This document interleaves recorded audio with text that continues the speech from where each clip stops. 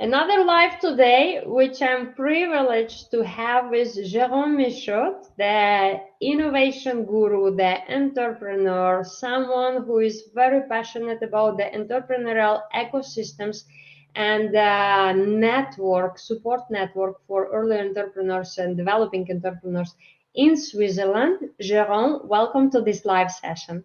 Thank you, Inna. A very great pleasure to be here with you today. Fantastic. You've been the great support to Bevel ON Capacity Building Programme since a long time.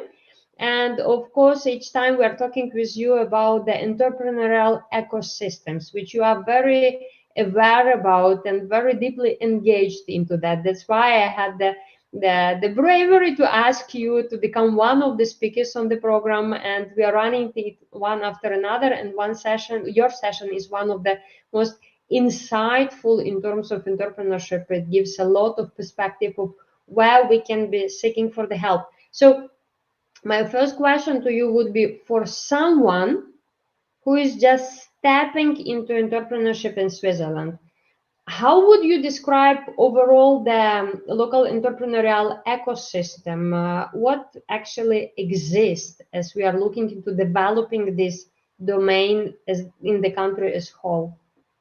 Yeah, thanks. I think it's a very great question. And first, I would start that person has knocked at the right door, because the ecosystem in Switzerland is very rich, very dense, beautiful. For those that don't know and that are hearing us, innovation is ranked as one of the most innovative countries. So actually, if you look at WIPO every year for the 13th consecutive year, ranked as the top one. So you've knocked at the right door. Now you need to understand how to navigate the ecosystem. And while Switzerland is a small country, we have a very diverse set of cantons. We speak multiple languages, so there is the cultural aspect that as well create complexity. And how I would describe first, I would refer or take the analogy of my favorite dessert.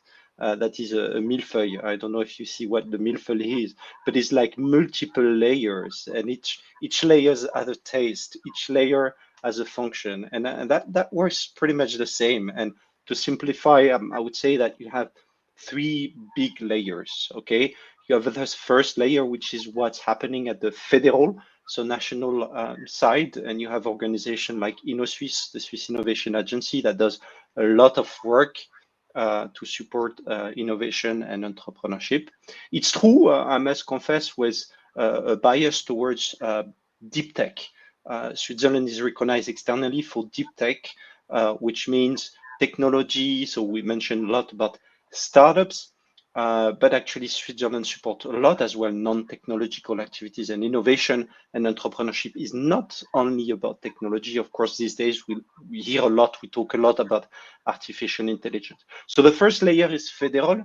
You can tap into that, and you have a lot of programs, and I'm happy to share a few examples. Then the second level is what's happening at the cantonal level. And sometimes you have partnerships between cantons. I'm based in Geneva, so we work very collaboratively on multiple of initiatives, between the canton of Vaud and the canton of Geneva. So you have organization that supports. And one set, and I don't want to be exhaustive today, but is like you have the public organization that supports development of the economy, the development of innovation, like in Geneva is the OCEY, in the Canton of Vaud is the SPEY. These organizations are here to promote and to make sure that we drive innovation and entrepreneurship to create jobs, to create value for the entire ecosystem. And these organizations are here to support. And you have like really a long list. And again, this is like each has a role, each has a function, and how to navigate that is not always easy. And the last or the third layer is not the last layer, but it's really what is happening at a very local, at a city level, where you have organizations like, for example, supporting financing, like in Geneva, Fondetech, that supports really projects that are really happening in the Geneva area. Okay, so when I'm saying this, it can be really overwhelming for people when you start. and there are multiple routes you can get started. I think the first advice I could share is really being clear on, if you're really interested in entrepreneurship, what's actually is your objective. Okay, do you want to explore a new career development, potentially launching your own business because you want dependence, freedom into what you do professionally? Maybe because you have a personal story, you have something that is very close to your heart, a passion, and you want to exploit that? Or do you want maybe to just explore joining a startup? You don't feel you have that idea. You don't feel you have the courage to do that. On my side, I always felt I am not an innovator, so I'm not the one coming with the idea. But it's not always like that. You can be inspired by other markets, other places, and say, okay, I've seen that working. Could this work here? And if I believe, yes, it can work. That's what we mean innovation. It's not like creating, a patent or having intellectual property and doing a lot of research. So being clear in terms of what is your direction first helps you navigate.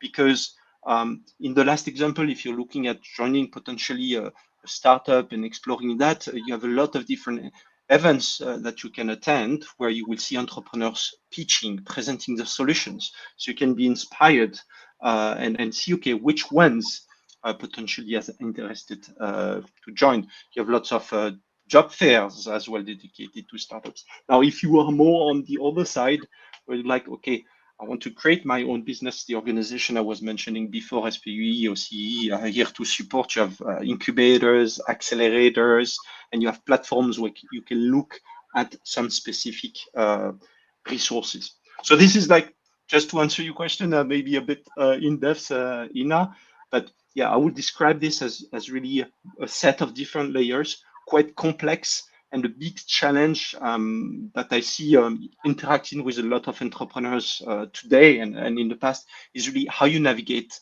and how you can be selective, not to dilute your focus. Exactly. And it's very clear about the networking opportunities, and we stimulate a lot the participants of our programs to go networking, meeting new people, having the open mind to get new insights for what they're building. And imagine there are plenty of people who are doing the career shift into entrepreneurship here, that is taking your information insights is very valuable as the first step. But as we move forward, I wonder, these first time entrepreneurs, how exactly they should be looking for support from different incubators, accelerators, funding opportunities, or mentorship networks, which are important, right? We are providing that in Bevel ON Capacity Building Program as well. So what are the resources that you would recommend they should start with?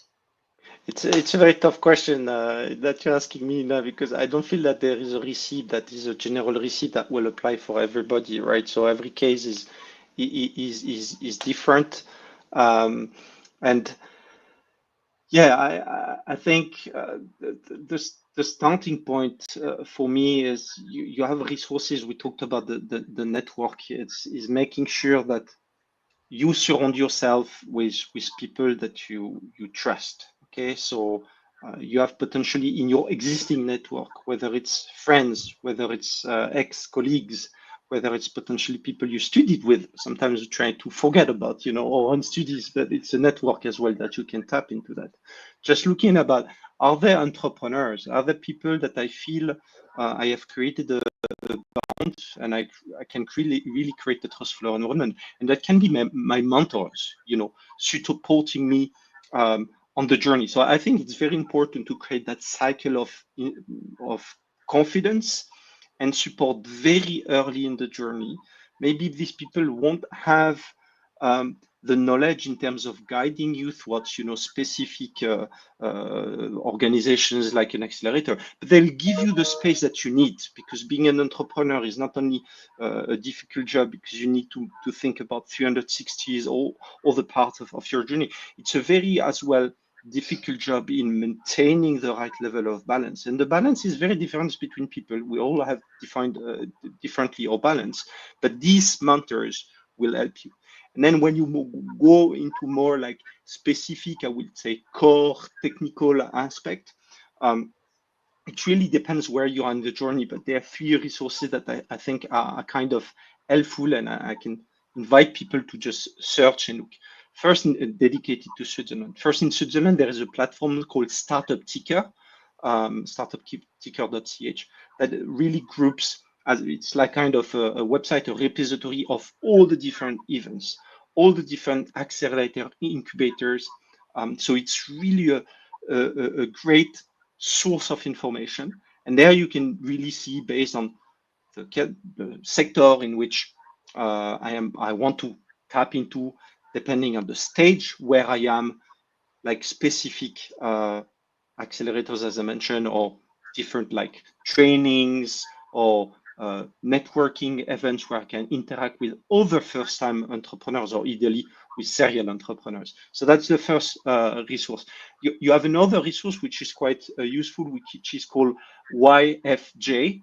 That's as well a useful information, because you have lots of really specific training, like, okay, what are the different legal structures in Switzerland, how I can prepare a business plan, what is about accounting. So really to cover, the spectrum, because as an entrepreneur, you need to build your skill set. You're coming with a skill set. You need to surround yourself with, the right people, and understanding where your kind of gaps are is very important. And I know that you're doing lots of things as well with Bevel on understanding, your personality, understanding your strengths. And I think it's an introspection that is very important. And the third source, I mentioned it before, Inna Swiss is a very great platform. They actually offer, beyond financing for a bit more tech-oriented companies and projects, they support a lot in terms of offering training. Okay, so you have like business concepts. So to know a bit more, is the solution that I have, the technology that I have, or the idea that I have, can create meaningful value? And they offer a lot of trainings on this aspect. So it's another set of resources, but there are plenty. So I just mentioned these three ones, but there are really a lot of different resources, and it really depends again, the specific project you're working on, the specific stage of development you are in. Yeah. And I think even starting with three is good enough, because again, in the entrepreneurship journey, we need to cut the elephant by pieces, right? And to go by one, Yes. by exploring what are the opportunities around us that exist and can be useful and applicable to our entrepreneurial journey. You mentioned already the personality assessments, the self-leadership that we are running as the starting and fundamental element for the Bevel ON Capacity Building Program. So the question I have to you about how early entrepreneurs, and there are a lot of uncertainties there, and even if we are already advancing on our entrepreneurial journey, there are a lot of uncertainties and unconfidence there. So from the personality perspective, and I admire your networking skills, and I know that you are visiting plenty of events, networks, accelerators, and conferences. How would that new entrepreneur, early entrepreneur, position himself or herself, or prepare themselves for these opportunities to stand up in front of the crowd, or even making one-to-one connections, and to sound solid and complete and very clear on what he or she is pitching? Yeah, I think coming back on the opportunities of attending events, conferences, I mean, there are plenty, and there are way potentially too much you can cope with. And the risk is creating a lack of focus, because you're intending, and I think that's one of the most difficult duty, and I'm insisting on the word duty, of an entrepreneur, is being in a position to be sharp in decision and sharp in focus. And that's very challenging, because as you navigate, especially if you're really working on something very new, it's like you're afraid of missing opportunities. And since you navigate in terms of, okay, is it my solution should be like this, that, okay, to whom I'm going to be selling this, how I will sell, what pricing I will sell. So you do a lot of iteration. And I think the challenge during that iteration is like, yes, it's a great idea. Yes, and you build on each other, but it's like always the risk is lacking focus. So I come back to, yes, there is a part which is how you position yourself, but there is a first is like, where do you think uh, you will get value? Okay, attending a conference, what's the intent? Is it just to get inspired because you feel you're low on motivation? Okay, and here to position yourself is okay. Then more go towards like serial entrepreneurs, people that you see have as a nice story that can relate to, and just be open, be transparent in terms of, okay, I'm facing very tough time. I see that you had a success. How did you manage that? So to boost your motivation in a certain way. Now, if your intent is I want to create new contacts and I want to develop maybe the sales, it's a very different approach. And here it's more about making sure that you have a good pitch. You know, we talk a lot about the elevator pitch. You know, it's like how can you sell your solution in 30 seconds? And it's about really making sure people understand the value, the uniqueness. So what makes you different to others? Okay, and they understand. Okay, tell me, give me proof. Okay, so I like the model which is like three P's. Sorry, it's starting with the problem. Okay, so the solution, the value I'm going to be creating by fixing that problem, the promise. Okay, so that's the solution, and then a proof. Okay, and that's really something that is important if you go towards selling or trying to look for financing. Or even trying to look for like teammates, colleagues, co-founders, because it's the same. You know, if they join the boat, there is a risk. They need to take that risk. They need to believe in your product, and then believing in a product means I need to understand why I need to come with you. It's like, okay, what's the mission? What's the vision? So that's the position. But for me, it's super important to really step back and realize.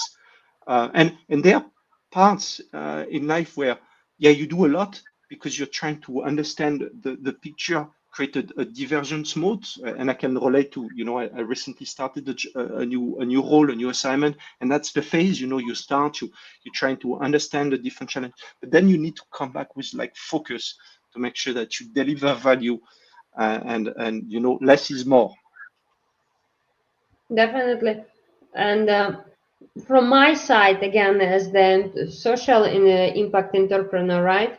I think this understanding and being sharp with the value proposition you have created is the fundamental while you are pitching yourself or going to the networking and understanding why you go to network, to accelerator, to founders, or to venture capitalists looking for the opportunities for the investment of your new company, right? And if we don't understand what actually we are building, or we are messing with plenty of different ideas that are not shaped yet, probably it was waiting a little bit before going out with pitching. And probably this is also important to have the mentor at this stage to advise you if you are clear enough with the USP you are going to deliver, so you start pitching it. This is very useful before going to the open platforms and have the access to different networks, because you can have the risk of being misleading and not clear enough, right? No, it's true, and building on what you just said, I think there's a topic where I'm super passionate and I always, you know, challenge people is like, okay, how do you define the success for your new venture?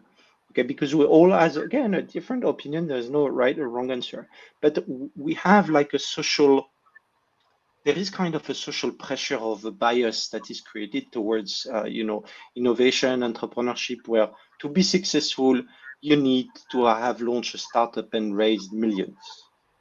Okay, and and is this really the case? Some people will think yes, okay, because I have an ego and I think it's great, okay, and that's the definition of success, and that's all right. But for me, my position is slightly different. It's like financing is important to start your business. Okay, so there are multiple sources of financing that you can find, and the best source is throughout your customers. Because let's say if you raised 5 million, a big sum, and you haven't cracked your business model, the value you create, you're not going to have a viable, sustainable business, no matter what you do, no matter how much you raise. Now, people can still be, financing you because they believe in the vision, they believe in the opportunity, and we see lots of these businesses around artificial intelligence now because it's the hype. Nobody would say, but they're shooting in the dark. They believe in a direction, and they're going to be investing big times. So they don't invest in your specific solution; they invest in the market. Okay, and they think that you're towards somewhere, but really making sure that you create value and then engage with your clients, engage with customers to really make sure that it's clear the value that you create, and it's clear that people or somebody will buy from it. Okay, if you go into really social impact, non-profit, it's different. But if you're creating a for-profit business, it's very important. Are going to be people buying your product or not? And the earlier you know that, the better, because then you can pivot and you can avoid spending amounts of data or of money and time on something that actually, at the end of the day, unfortunately, will not create value. Exactly. Thank you so much for plenty of insights. I'm sure Pleasure. This will evoke a lot of questions and answers, even from the self-reflection. But guys, if you need our support in building your new venture, entrepreneurship journey, advice, please come to Bevel On, drop the message in our DM, in social medias, or by any contacting us on the website. And Jérôme will be the speaker for one of the sessions in the entrepreneurial module, talking about the entrepreneurial ecosystems. And I encourage you to join this event to learn more, at least where you could network, and at the maximum on how you can shape yourself very clearly in front of the audience when you are pitching your business. Jérôme, thank you so much for this live today. Thank you for joining and finding time. I'm sure your agenda is very busy. It's always a privilege to hear you and to learn from your own experience and insights you are delivering. Pleasure, Inna. So thanks for the time. Fantastic.